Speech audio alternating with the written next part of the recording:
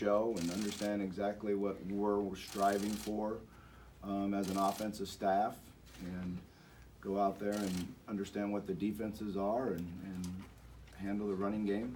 You know, be 100% in the running game with whether I get out of a bad play into a good play and technique. You know, one of the most important things for a quarterback is to get the ball to the running back in the right position. And then the run game has a chance to be really good, so we work hard on that. Obviously, one of the things you always do for a quarterback is you have to take care of the ball.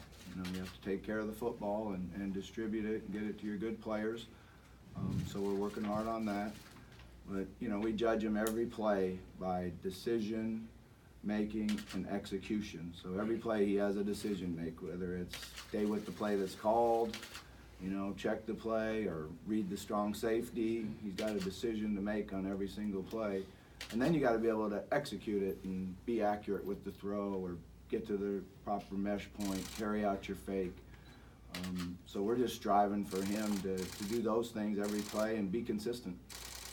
How instinctual has he become in that process? He's good. He's been here for a couple of years now. I think he's ready. You know, obviously we got a great challenge for him early, and he's going to have to be able to handle his emotions and concentrate and, you know, just play football the way it is at practice. So that'll be the great challenge, is just, you know, relax and play the game the way he can.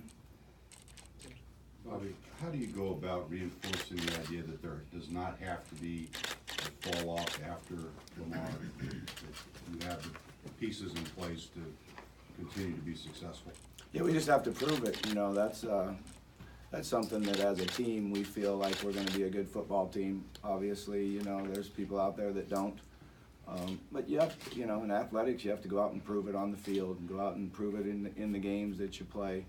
You know, put a good product out there, play hard, win games, and put on a good performance. So it's just a matter of going out there and proving it. Have you been able to watch any of the Alabama behind-the-scenes show since you're playing in the first game? And if so, can you learn anything from it? I haven't watched it yet, but we are videoing it, obviously.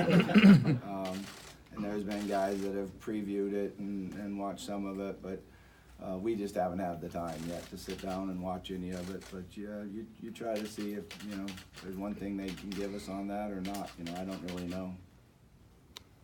How confident with the line, with the guys you have, or are you getting close, do you think, of having a five up front at this point? And then if you could, we haven't had a chance to ask you, but I know you had a new one with Wyatt late. Can you just kind of talk about how that happened and what he'll help down the road? Yeah, you know, I feel really good about Makai and Lucaeus and the fact that they played almost every play together last year. Cole Bentley is a guy that's got tremendous ability. He's still playing both guard and center, so we're trying to see what the best combination is there.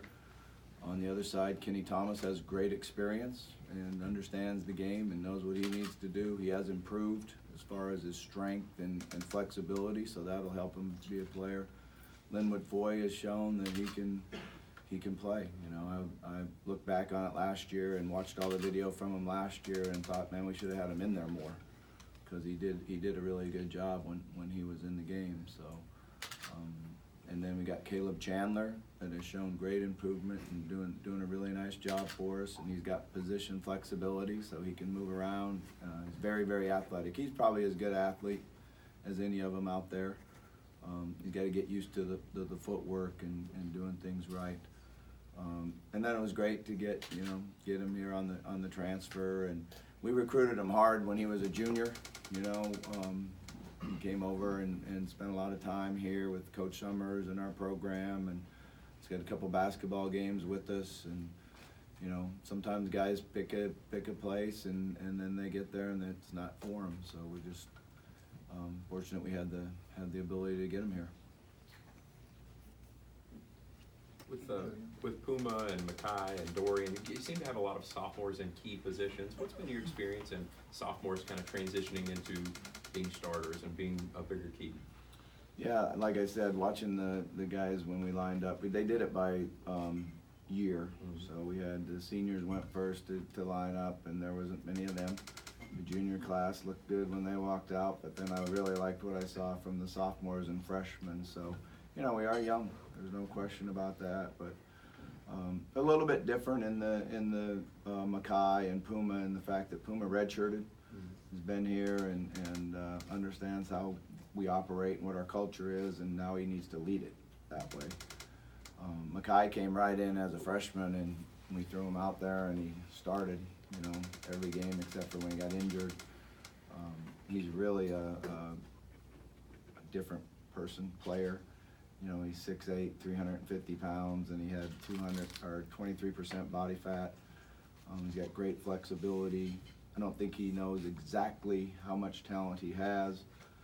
We're trying to get him to finish plays and go harder and, really dominate. And I think he's a player that you have that really has the ability to dominate.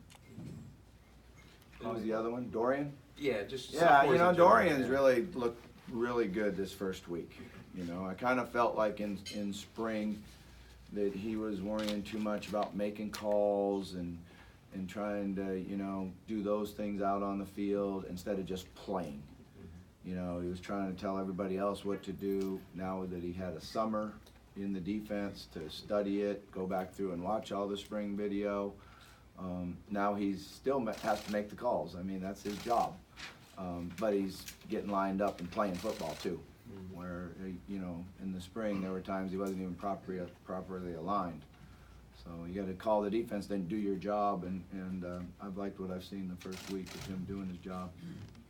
Bobby, what's the determining factor for a quarterback in terms of how much freedom you give him at the line of scrimmage?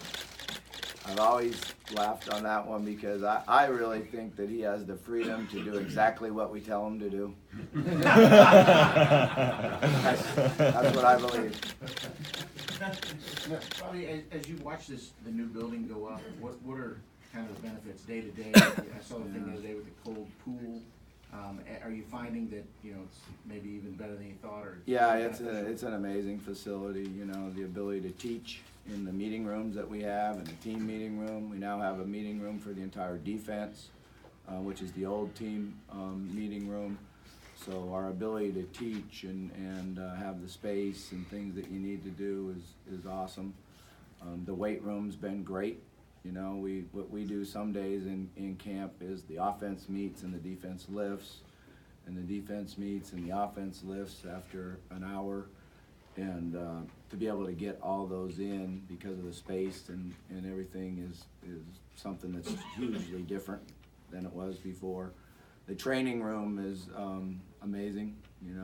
They come in now. We used to bring the horse troughs out, and they would come in and ice down after practice in the horse troughs, and I would just shake my head all the time.